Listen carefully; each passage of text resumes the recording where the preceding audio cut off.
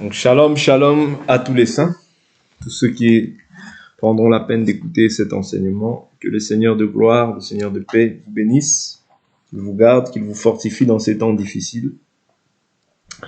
Donc nous sommes toujours sur l'enseignement que nous avons intitulé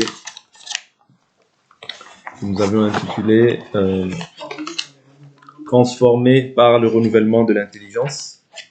Donc nous poursuivons notre marche. Et sans plus tarder, j'invite chacun d'entre nous à prendre nos Bibles et qu'ensemble nous puissions commencer. Donc nous avions vu par la définition que la transformation, c'est une action ou un processus à travers duquel une chose est modifiée, transformée ou change de forme. Donc nous avions pris une deuxième définition, le passage d'une forme à une autre. Et comme synonyme, nous avons pris la conversion, parce que c'est un terme qui se rapproche beaucoup plus de ce que nous sommes en train de traiter. Donc on voit en fait que c'est quelque chose qui est transformé ou bien quelque chose qui change de forme. Ça c'est au niveau de la transformation. Mais lorsqu'on voit en fait la transformation dans le Seigneur, ça veut dire que lorsqu'on embrasse la croix, lorsqu'on vient à Christ, il y a une action qui est opérée en fait automatiquement. Nous avions vu que c'est le Saint-Esprit. C'est-à-dire que tu es maintenant scellé du Saint-Esprit. Okay? C'est une action qui est irrévocable. Le scellement, quelque chose de scellé, c'est un acte irrévocable. Voilà pourquoi Jésus nous dira que le Saint-Esprit, que je suis avec vous tous les jours jusqu'à la fin du monde. Okay? Mais cette opération qui a été opérée spirituellement doit maintenant opérer, parce que l'homme étant tripartite, il est composé de l'esprit, de l'âme et du corps. Vous voyez? Donc, cette opération qui a été opérée maintenant au niveau de l'esprit doit maintenant opérer au niveau de l'âme.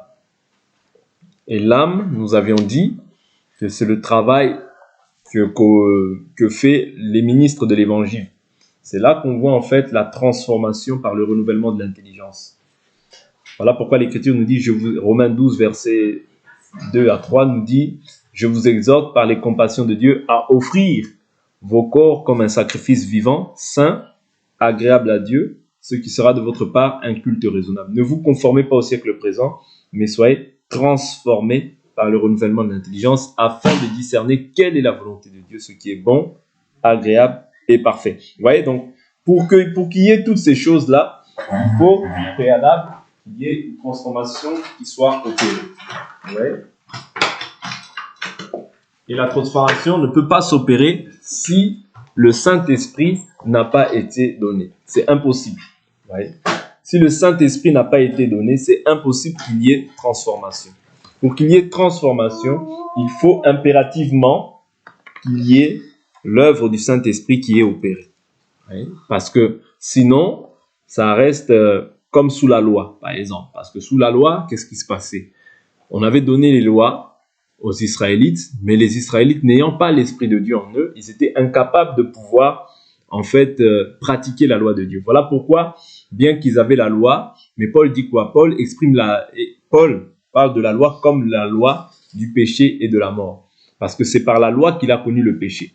Parce que tu ne peux pas donner à une loi à quelqu'un qui est dépourvu de l'Esprit. La loi, bien qu'elle vienne de Dieu, elle est sainte, juste et bonne. Mais quand une personne n'a pas l'Esprit, il ne peut pas en fait pratiquer cette loi.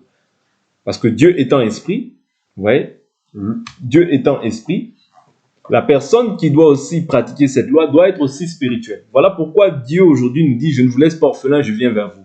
C'est-à-dire il nous donne son Esprit afin de pouvoir pratiquer cette parole. Parce que sans l'Esprit, tu ne peux pas. Voilà pourquoi Jésus dit « Je suis le cep, vous êtes le sarment. Si le sarment ne demeure sur le cep, il ne peut pas subsister, car sans moi, vous ne pouvez rien faire. » Vous voyez? Sans lui, on ne peut rien faire.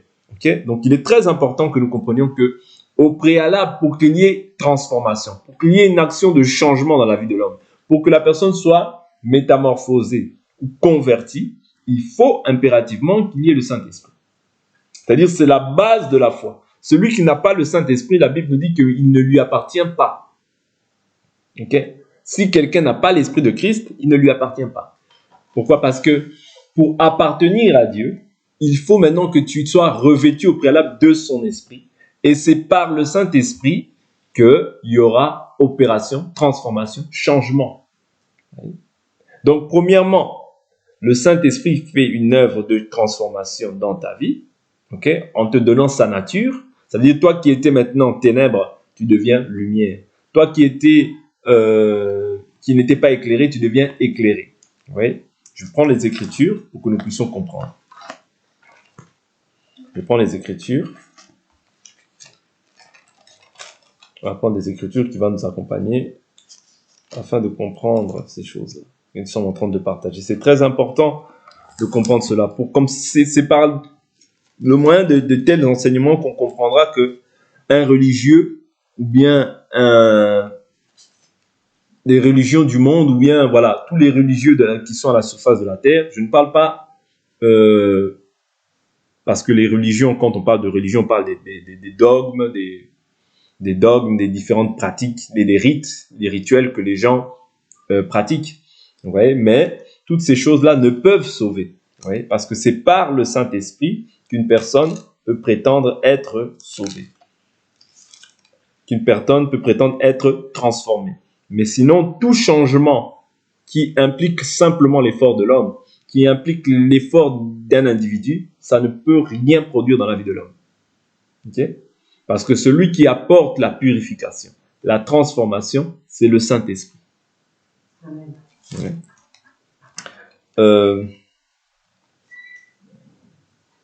Je prends par exemple une écriture dans le livre de...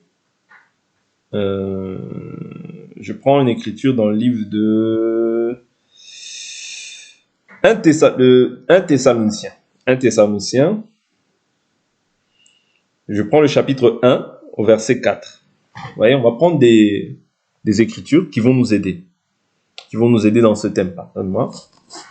1 Thessaloniciens chapitre 1, je prends le verset 4. Nous savons, frères bien-aimés de Dieu, que vous avez été élus, car notre évangile est parvenu, notre évangile n'est pas venu jusqu'à vous en parole seulement, mais aussi avec puissance, avec l'Esprit Saint. Ouais. C'est-à-dire l'évangile doit venir avec l'Esprit Saint. Un évangile où on ne te parle pas de l'Esprit Saint, c'est un évangile qui est erroné. C'est un évangile qui vient sans puissance. Est-ce que vous comprenez? C'est très important parce qu'on va prendre aussi d'autres aspects, d'autres écritures qui vont nous permettre de comprendre en fait pourquoi le Saint-Esprit. C'est-à-dire, en premier lieu, il faut qu'on nous parle de l'Esprit Saint. Il faut qu'on te parle du rôle du Saint-Esprit, vous voyez, pour qu'il y ait transformation. Sans le Saint-Esprit, il n'y a pas de transformation. Une personne peut connaître la parole, peut connaître l'écriture.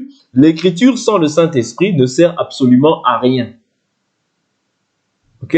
Le diable connaît les écritures, ok? Mais le diable n'a pas le Saint-Esprit. Est-ce que vous comprenez? Oui. C'est-à-dire, le fait de connaître les Écritures ne veut pas dire que forcément, elle n'implique pas forcément le fait que tu aies le Saint-Esprit. Parce que le Saint-Esprit vient aussi avec la puissance, avec l'Esprit Saint. Ça, je suis au verset 5. Et une pleine certitude. Vous savez en effet ce que, à cause de vous, nous avons été parmi vous. Vous êtes devenus nos imitateurs et ceux du Seigneur en recevant la parole au milieu de beaucoup de tribulations, avec la joie de l'Esprit Saint. Vous voyez, c'est-à-dire le Saint-Esprit aussi, qu'est-ce qu'il apporte? Il apporte la joie. Ok? Parce que le fruit de l'Esprit, c'est quoi? Nous avions dit, c'est l'amour. L'amour au singulier, le fruit. On parle d'un seul fruit qui est l'amour, dans lequel il est contenu la joie, la paix, la patience, la bonté, la douceur, la bienveillance, la fidélité, la maîtrise de soi. Vous voyez, toutes ces choses-là, c'est l'œuvre, le fruit de l'Esprit qui est produit dans la vie du croyant qui est sauvé. Ok? Donc il dit avec la joie du Saint-Esprit. Ok? Verset 7. Ainsi vous êtes devenus un modèle pour tous les croyants en Macédoine et en Achaïe. Donc le Saint-Esprit doit faire de toi aussi quoi? Un modèle. Est-ce que vous comprenez? Le Saint-Esprit doit faire de toi aussi un modèle. Le Saint-Esprit ne peut pas venir te laisser tel que tu étais auparavant. Non. C'est pas le Saint-Esprit. Ça. Le Saint-Esprit vient pour combattre en fait ton ancienne attitude, ton ancien comportement, ton moi, ton ego, ta manière de vivre autrefois qui déplaisait à Dieu. C'est pour cela que tu étais ennemi de Dieu. Parce que tu vivais selon tes passions. Parce que tu vivais selon ta volonté. Vous voyez, du fait que tu vives selon ta volonté, ça ne peut jamais plaire à Dieu. Parce que Jésus dit, non pas ma volonté, mais que ta volonté s'effectue. Vous comprenez? C'est-à-dire, Dieu a une volonté. Et cette volonté-là est en opposition avec ta volonté. Parce que ta volonté à toi, bien tes désirs, résident dans la chair. Or, ce que Dieu veut détruire, c'est la chair. Voilà pourquoi l'Écriture nous dit que si vous vivez selon la chair, vous allez mourir. Mais si par l'esprit, vous comprenez? Si par l'esprit, vous faites mourir les désirs du corps, vous vivrez. Vous comprenez? C'est-à-dire le Saint-Esprit, c'est ça qu'il vient faire. C'est-à-dire pour faire une œuvre de transformation, comme je vous l'ai dit, au niveau de l'âme, il faut au préalable que tu aies le Saint-Esprit. Parce que l'âme, c'est le siège des sentiments, des pensées, des émotions. Ok? De l'inconscient, du subconscient. Vous voyez? C'est-à-dire que l'âme est composée de ces choses-là. Mais maintenant, même si on te prêche, d'abord il y a le Saint-Esprit. Et après on va te prêcher. Pourquoi on va te prêcher? Pour que la vie de Dieu soit imprimée en toi. Le caractère de Christ soit imprimé en toi. Mais si maintenant quelqu'un qui n'a pas reçu d'abord le Saint-Esprit, on lui enseigne, il ne produira jamais cette vie. Pourquoi? Ça fera comme les Israélites qui étaient sans l'Esprit et à qui on donnait des lois, mais qui étaient incapables de pouvoir pratiquer la loi. Parce que Paul dit, je n'ai connu le péché que par la loi. Vous voyez? Or, est-ce que cela veut dire que maintenant, sous la grâce, nous n'avons plus de loi? Si, nous avons des lois. Nous avons des commandements que Dieu nous donne. Mais comme nous avons reçu maintenant l'amour de Dieu, qui est le Saint-Esprit en nous, c'est-à-dire nous ne pratiquons pas ces lois comme étant les lois de Moïse, mais comme les lois de la foi. Or, la foi est basée sur l'amour. C'est-à-dire que tout ce que nous pratiquons maintenant, nous le pratiquons par amour pour Christ. Du fait que lui m'a aimé le premier, je mets sa parole en pratique parce que c'est ça qui détermine mon amour envers lui. Parce que lui nous a aimé le premier. Vous voyez? C'est-à-dire que comme il m'a aimé le premier, je sais que ce qu'il me demande de faire, c'est bon pour moi. C'est bon pour moi, donc je le pratique.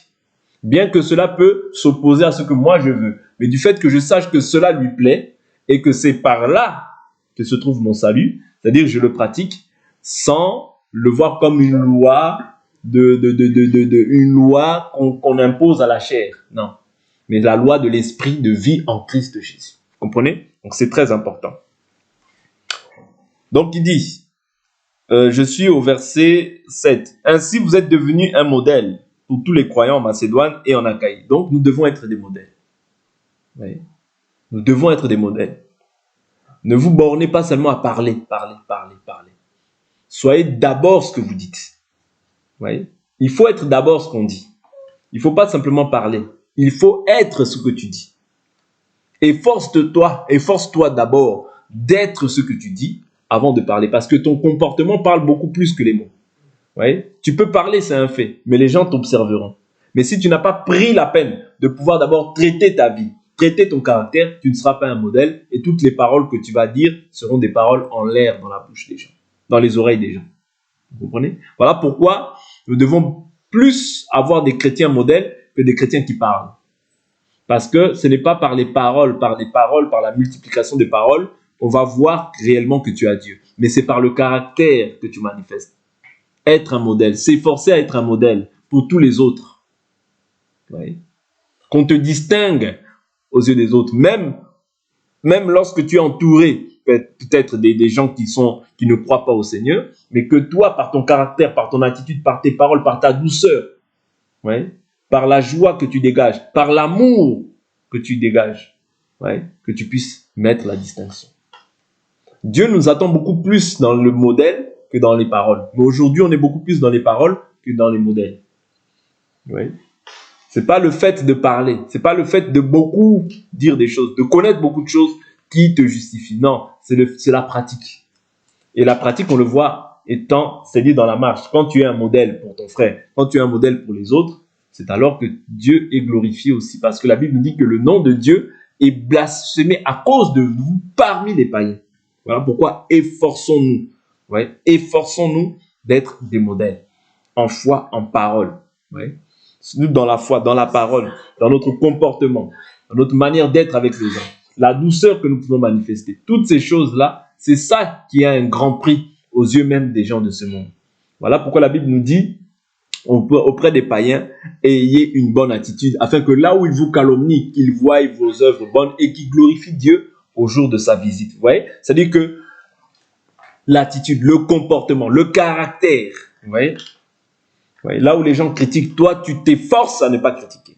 Là où les gens sont coléreux ou colériques, toi, tu t'efforces de ne pas, en fait, manifester ces choses-là. Là où les gens ont une attitude, un comportement qui n'est pas un comportement lié à la douceur, lié à la tranquillité, toi, tu t'efforces à être doux et tranquille. Là où il n'y a pas la paix, toi, tu t'efforces à ramener la paix. Tu ne ramènes pas encore les problèmes, même si la personne est condamnable. Toi, tu t'efforces à ramener la paix. Vous voyez? Parce que la Bible dit, heureux ceux qui procurent la paix. Vous comprenez? C'est ça. C'est-à-dire le caractère avant la parole. Le caractère avant la parole. Efforce-toi d'être un modèle d'abord. Parce que nous devons être des modèles au milieu de cette génération perverse et corrompue. Ok? Donc, verset 8. Car la parole du Seigneur a retenti de chez vous, non seulement en Macédoine et en Achaïe, mais votre foi en Dieu s'est fait connaître en tout lieu, à tel point que nous n'avons pas besoin d'en parler. Ok? Il dit quoi? Votre foi en Dieu s'est fait connaître en tout lieu, à tel point que nous n'avons pas besoin d'en parler. Ouais. La foi en Dieu implique quoi? Implique le fait de pouvoir mettre la parole dans tous ses aspects en pratique. Est-ce que vous comprenez? Quand on parle de l'amour, c'est la foi. Quand on parle de la joie, c'est la foi. Quand on parle de l'amour du prochain, c'est la foi. Ouais. Quand on parle du fait de pouvoir aider les pauvres, c'est aussi par la foi. S'efforcer d'être un modèle, c'est aussi la foi. C'est ça le bon parfum, ok, que tu vas dégager. Tu peux faire des choses dans la discrétion sans être vu des hommes, mais l'essentiel, c'est que Dieu te voit. Et quand Dieu voit en fait ton bon caractère, quand Dieu voit la douceur que tu as, tu manifestes, quand Dieu voit la tranquillité que tu as, quand Dieu voit que la maison est organisée, quand Dieu voit que nos enfants suivent la parole, quand Dieu voit toutes ces choses, le bien, la Bible dit n'imite pas le mal, mais imite le bien. S'efforcer à faire le bien, même quand on te fait le mal, s'efforcer à faire toujours le bien. C'est là qu'on verra que tu es un modèle, c'est là qu'on verra que tu es transformé. On t'insulte, toi tu ne rends pas l'insulte pour insulte. On te fait du mal, toi tu rends le bien. Vous voyez, c'est ça être un modèle. Voilà pourquoi il faut absolument, impérativement, que le caractère, la vie de Dieu soit pleinement manifestée en nous. Sinon, je vous assure qu'on perd notre temps. Je vous assure qu'on perd notre temps. Si nous voulons être ni chaud ni froid, vous voyez, on perd notre temps. Voilà pourquoi il faut s'efforcer d'être d'abord davantage un modèle. Parce que être un modèle, quand les gens te voient, quand les gens te regardent, ils peuvent distinguer que celui-là, il est différent de nous. Celui-là, il a une manière de vivre qui n'est pas conforme à la nôtre. Vous voyez, nous avons vraiment, voilà, on est vraiment différents. C'est-à-dire, on peut voir que toi, vraiment, tu es lumière. On peut voir que l'autre est ténèbres. C'est ça que Dieu doit faire, en fait, dans la vie. L'opération que Dieu vient faire, ce n'est pas autre chose que ça. C'est-à-dire séparer les ténèbres d'avec la lumière. Ouais. Ta manière de pouvoir recevoir les gens, ta manière de pouvoir te comporter vis-à-vis des gens, ta manière d'aimer les gens, ta manière de considérer les gens, de considérer les gens qui sont faibles même. Tout ça, c'est un enseignement, je vous assure. Le véritable enseignement, c'est la conduite. C'est pas cette parole-là. Oui, c'est bien la parole. Mais le véritable enseignement, c'est la conduite d'un homme. Oui. La conduite d'un homme, c'est ça qui peut déterminer réellement la vie de l'homme. Une personne qui est toujours fâchée, toujours en colère, toujours méprisant à l'égard des gens, toujours désagréable, vous voyez, un mauvais comportement, vous voyez, toujours grincheux, toutes ces choses-là n'attirent pas. C'est-à-dire, on ne voit pas en toi, en fait, la vie de Dieu. Mais une personne qui est souriante, agréable, une personne qui sait recevoir les gens, une personne qui sait être agréable aux autres, une personne qui sait se comporter vis-à-vis des autres, même vis-à-vis des personnes qui ont un comportement qui est compliqué, ouais, cette personne-là, elle fait quelque chose de grand devant Dieu. Parce que la Bible nous dit quoi? Vous voyez? La Bible nous dit quoi? Laissons un doigt dans un Thessaloniciens. Je prends le livre de 1 Pierre. 1 Pierre.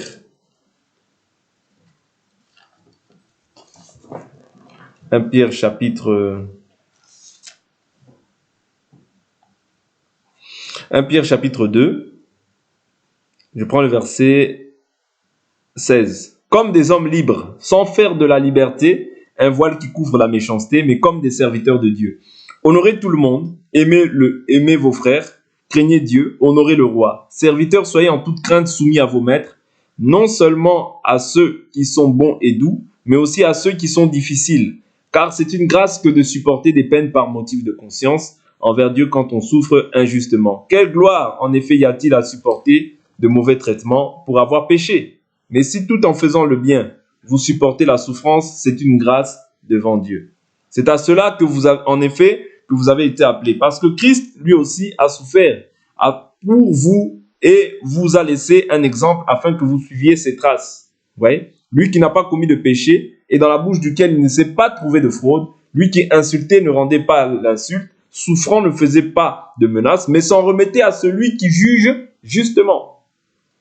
Lui qui a porté nos péchés en son corps sur le bois, afin que, mort à nos péchés, nous vivions pour la justice, lui dont la meurtrissure vous a guéris. Car vous étiez comme des brebis errantes, mais maintenant vous êtes retournés vers le berger et le gardien de vos âmes. Vous voyez, c'est-à-dire qu'est-ce qu'il fait? Il a porté les péchés dans son corps. Toi aussi, tu dois, voilà pourquoi la Bible dit, portez les fardeaux les uns des autres, ainsi vous accomplirez la loi de Christ. Si ton frère a péché, ne va pas divulguer. Garde-le, protège-le. Vous comprenez? C'est ça qu'on doit voir dans le Seigneur. Ces sentiments-là se perdent avec le temps. Pourquoi? Parce que nous ne sommes pas un. Oui. Et en réalité, tout ça, c'est la foi.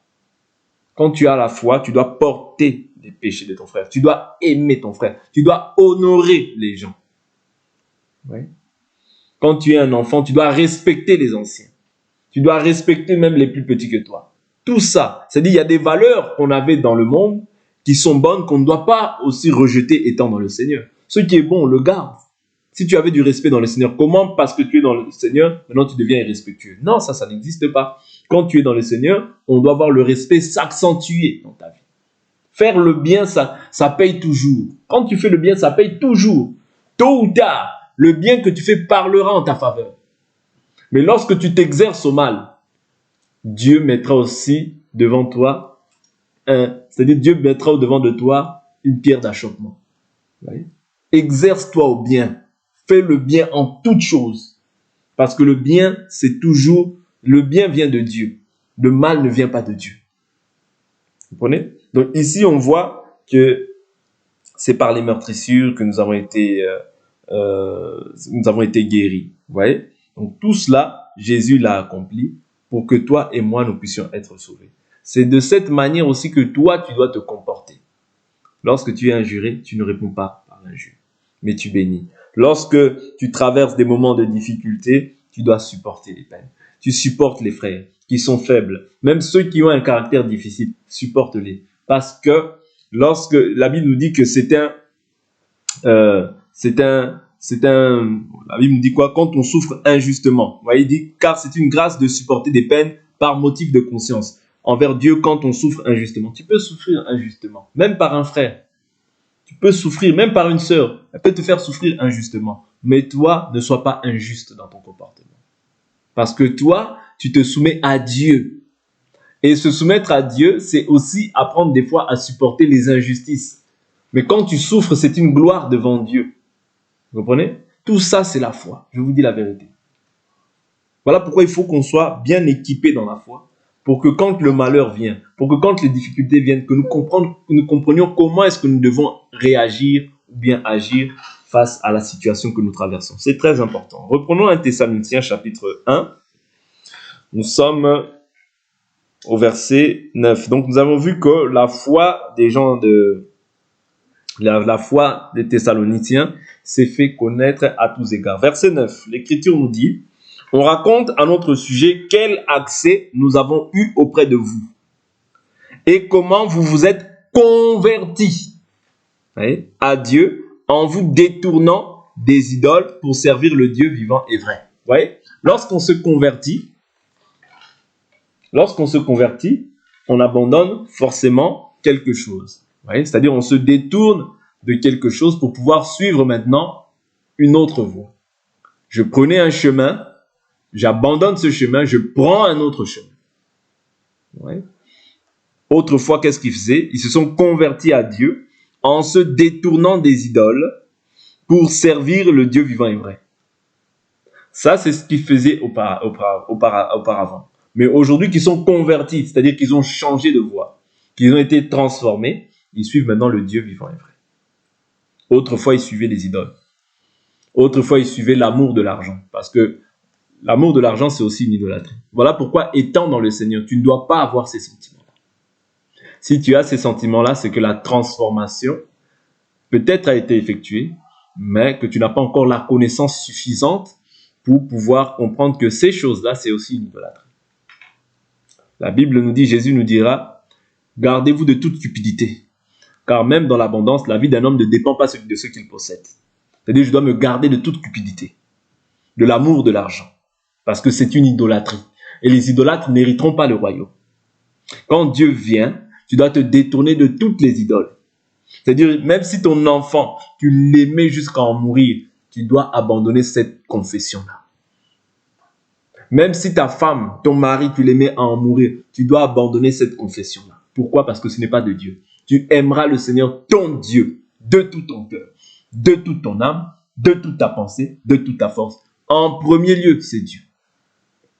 C'est ça que fait la transformation par le renouvellement de l'intelligence. T'apprendre à penser comme Dieu, t'apprendre à réfléchir comme Dieu, t'apprendre à agir dans les situations qui se présentent devant toi comme Dieu. L'injustice se présente devant de toi, tu ne participes pas à l'injustice, mais tu demeures dans la justice.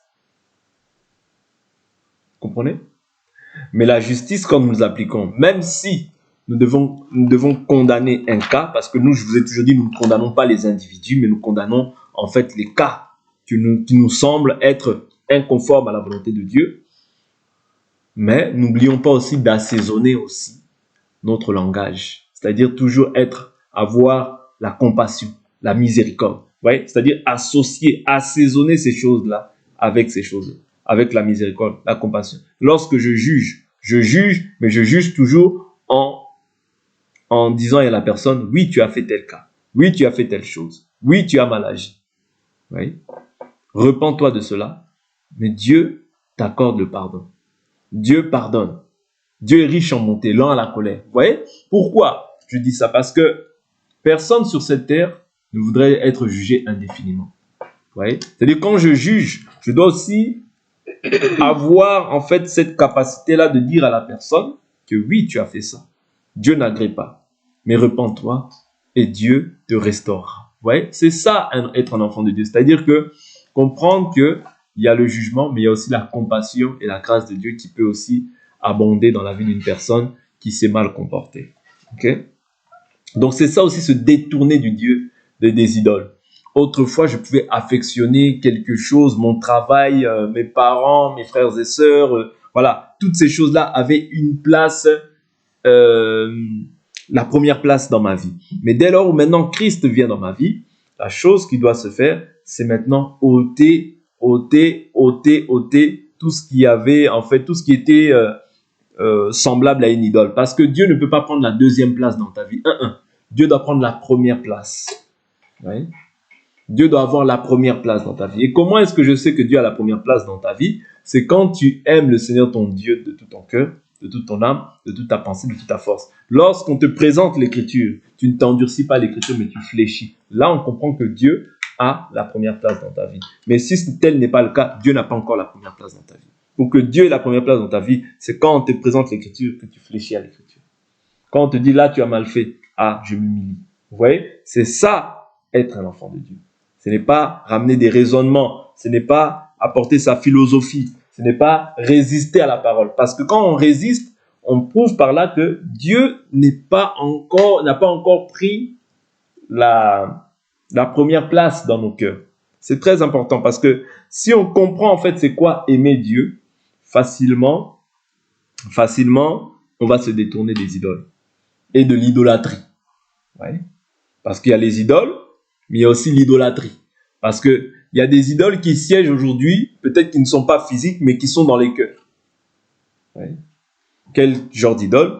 Toute idole, toute chose en fait qui passe avant Dieu, toute chose qui s'oppose à Dieu, c'est une idole. Mais physiquement, peut-être que je me prosterne pas en fait devant une idole.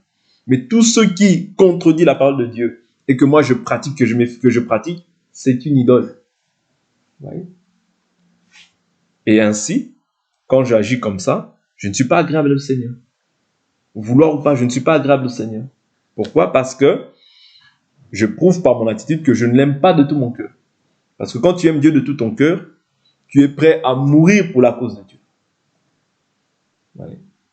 Tu es prêt à mourir pour la cause de Dieu c'est-à-dire tant que tu es agréable à Dieu. C'est ça qui doit t'importer. C'est pas ce que les gens disent. Quand les gens ont encore une influence dans ta vie, quand le monde, par exemple, je fais ça parce que les gens vont dire, je fais ça parce que les gens vont dire, ça veut dire que Dieu n'a pas encore la prééminence dans ta vie. Dieu doit avoir la prééminence dans ta vie. Il est le premier, il est le dernier. Quand tu vis encore par rapport au qu'en dira-t-on de moi? Que pensent les gens? Qu'est-ce que les gens vont dire? Dieu n'a pas encore la prééminence dans ta vie. Tu n'es pas encore mort au péché. Vous comprenez? Voilà pourquoi je dis que être transformé, c'est la notion premièrement de recevoir le Saint-Esprit, mais c'est aussi le fait de pouvoir maintenant que notre âme puisse, que je prospère à tous égards comme prospère l'état de mon âme. C'est-à-dire que je connaisse la vérité et que la vérité nous rende libres. Vous voyez, parce que le rôle de la vérité, c'est de te rendre libre. Le rôle de la vérité, ce n'est pas de te condamner. Non, le rôle de la vérité, c'est de te rendre libre et que tu sois vraiment... C'est-à-dire que Dieu prenne plaisir à toi, qu'il plonge les regards vers toi. C'est ça. Vous voyez, parce que quand tu es libre, tu n'es plus esclave. Parce que la Bible nous dit que l'esclave ne demeure pas dans la maison, mais le Fils y demeure. Okay? Si le Fils vous a franchi, vous serez réellement libre. C'est-à-dire le rôle du Saint-Esprit, c'est de te rendre libre à tous égards. Qu'il n'y ait plus en toi les regards des gens. Qu'est-ce que les gens disent? Qu'est-ce que les gens vont penser? Peu importe ce que les gens pensent. Ma relation est avec Dieu. Ma relation est avec Dieu par son Saint-Esprit. Vous comprenez? C'est-à-dire que les gens parleront toujours parce que il faut que les gens parlent. Vous voyez? Et le fait que les gens parlent, cela prouve à suffisance que toi, tu es différent d'eux. Et c'est ça que Dieu veut faire en réalité, te différencier.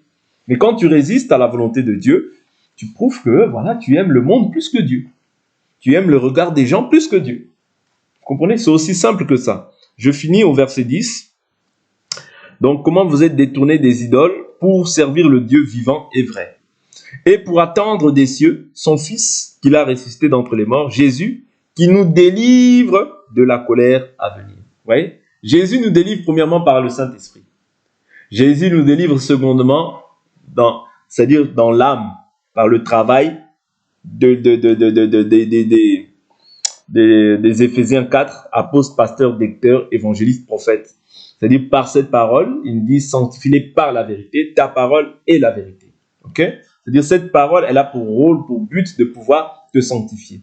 Néanmoins, le Saint-Esprit aussi, la Bible nous dit son onction vous enseigne toutes choses. C'est-à-dire par le Saint-Esprit, Jésus enseigne, par le biais aussi de ministre de la parole. Vous voyez, parce que Jésus aujourd'hui enseigne par les Éphésiens 4. Voilà pourquoi il dit celui qui vous écoute m'écoute, celui qui vous écoute écoute celui qui m'a envoyé. Ok, donc au jour d'aujourd'hui, Jésus travaille avec le ministère de la parole. C'est comme si, la Bible nous dit, comme si Dieu exhortait au travers de nous. Vous voyez, c'est-à-dire Dieu exhorte aujourd'hui au travers du ministère de la parole, afin que tout homme soit présenté parfait devant Dieu.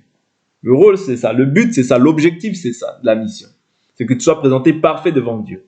Que tu aies les mêmes sentiments que Jésus, que tu aies les mêmes pensées que Jésus, que nous soyons un même cœur, une même âme, un même esprit. Et je vous ai toujours dit, pour que nous soyons une même âme, un même cœur, un même esprit, il faut au préalable que nous ayons le même enseignement.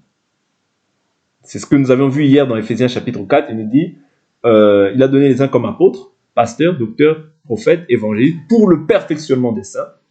Ouais, cela en vue de l'œuvre du ministère et de l'édification du corps du Christ, afin que nous soyons tous parvenus à l'unité de la foi. Vous voyez, un dans la foi. C'est-à-dire que toi, je ne peux pas croire comme ça, toi tu crois. Non, on doit être un dans la foi. Un, c'est-à-dire unis d'une même âme, d'une même pensée, d'un même cœur, d'un même esprit. C'est très important. Quand on est unis comme ça, je vous assure que Dieu va se glorifier. Mais quand on n'est pas unis, l'autre pense comme ça, moi je crois comme ça, c'est ça qui fait qu'il n'y a pas la transformation qui opère pleinement dans la vie des enfants de Dieu. Amen. Donc on va s'arrêter là pour aujourd'hui et on va prier